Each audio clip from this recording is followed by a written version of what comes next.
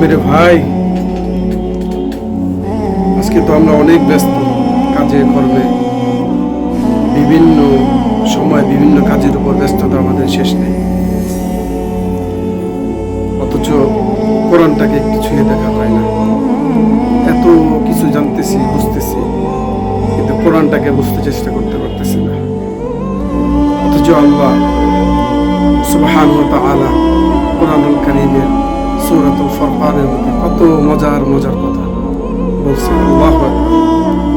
বিশেষ করে তওবাকারীদের উদ্দেশ্যে বলছে, যারা তওবা করনেওয়ালা,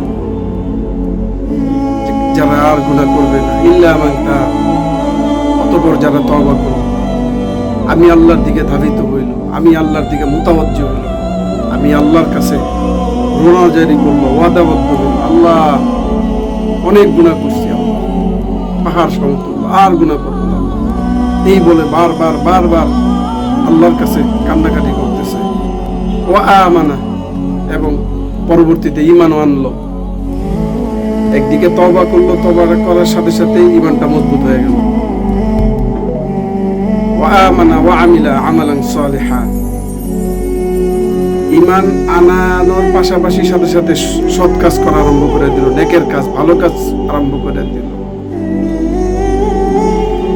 ফাউলাইকা ইউবাদদিলুল্লাহু সাইয়্যাতিহিম হাসানাত। শেষ পর্যন্ত তওবা কইরা ঈমান আইনা তার বদৌলতে আল্লাহ কি করলো? আপনার জীবনে যত গুনাহ ছিল,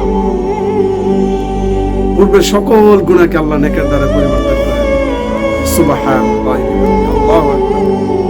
সুতরাং ভাই, আল্লাহকে চিনতে হবে ভাই, একটু আল্লাহর দিকে ফিরেন ভাই। আর কত গুনাহ করবো আমরা? হাজারো ব্যস্ততা থাকতে পারে, আল্লাহকে ভুলেন না আমার ভাই। এত সুন্দর সুন্দর সুসংবাদ আল্লাহ আমাদের দিয়ে রাখছেন। আল্লাহ আমাদের কবুল করুন, আল্লাহ আমাদের গুনাহমুক্ত জিন্দেগি দান করুন ভাই।